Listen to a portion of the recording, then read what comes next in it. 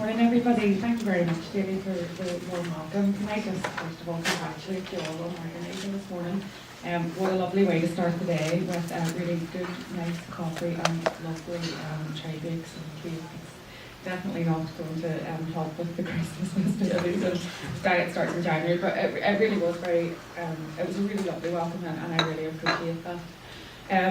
I just have been asked to spend a couple of minutes to let you know a little bit about the new core care pathway for mental health. There's a copy of it for all of you on the table. You're very welcome to take that away with you, and if you want more copies of it you can contact myself, Anna, Eileen or anybody involved with the Mental Health Recovery Network. But really I'll just give you a very brief overview of what's in it, and if you have any questions then I'll be around at the end. If you want to come and speak to me you can ask questions. The care pathway was co-produced by service users, carers and staff about just over a year ago. It was launched on World Mental Health Day last year, and the aim of the pathway really is to explain how people can journey through mental health services from their first assessment to the point of discharge and a life beyond mental health services.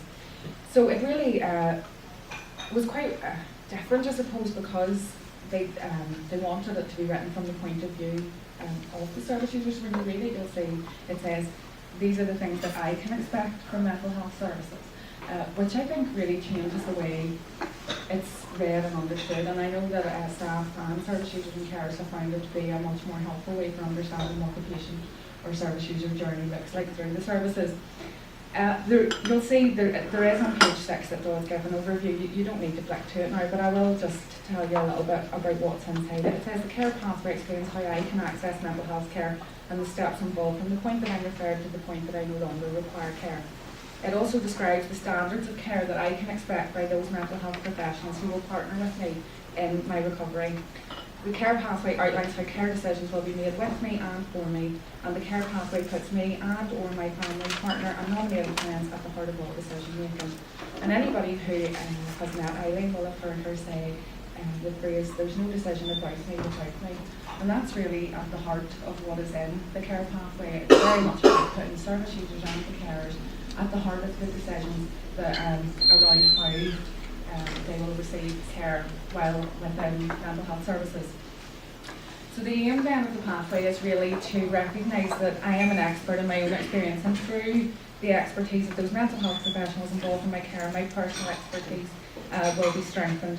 It's about developing and building on my personal strengths. It's helping me identify my recovery needs, ensuring I have the best treatment and care possible from the mental health care teams I'm involved with, and inspire hope in me and assist me to maximise recovery opportunities so that I am able to live a satisfying and fulfilling life in the presence or absence of symptoms.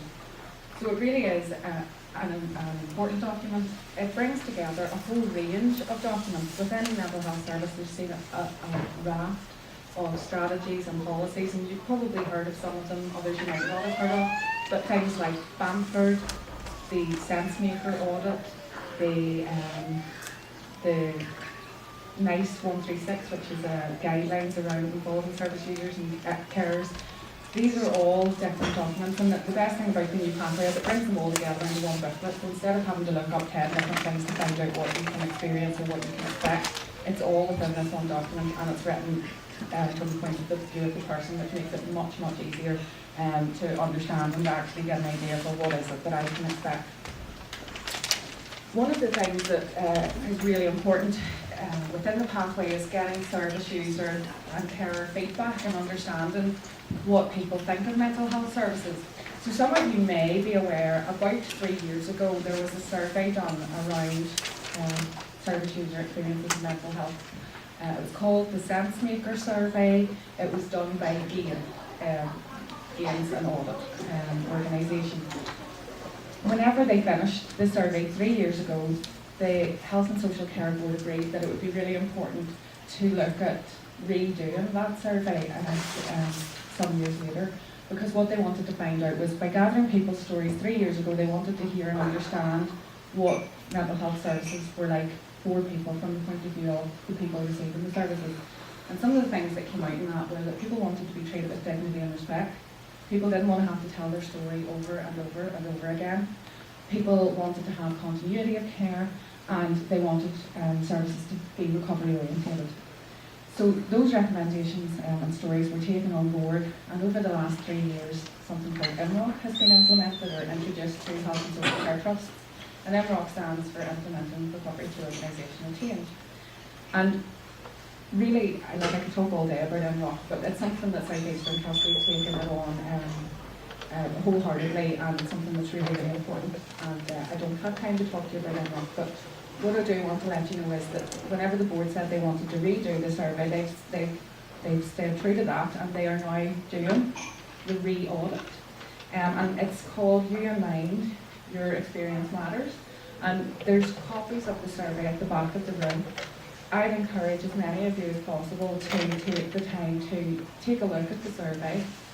You're welcome to take copies of it with you today and to complete it by yourself. You can also complete it online, and I can give you the online link to it if you want to do it online. Some people don't particularly like filling in surveys, and they like to have someone to do it with them or get a bit of extra support to do that. Within the trust we have about 6 or 7 people who can provide you with support to complete the document as well. So if you're interested in completing it, you can do it yourself, you can do it online, or you can do it with a supporter. And actually I think 5 of those people are in the room: Kieran, Eileen, Brenda, Angela, they're all here. So if you're interested in doing that, it's really important that we gather feedback about people's experiences in mental health services, so that one, we can see if there's been an improvement from the last time, but also to hear what the issues are now 3 years down the line, and what it is that we need to focus on for the next few years in terms of improving mental health. So I think that's all I'm going to say now. Like I say, if you have questions about the pathway or the survey, you can speak to me or any of the other people that I've mentioned, and I'll be happy to take your questions. I'm going to hand over now to Eileen, who's going to talk to you just for a few minutes about some of her experiences. Thank you very much.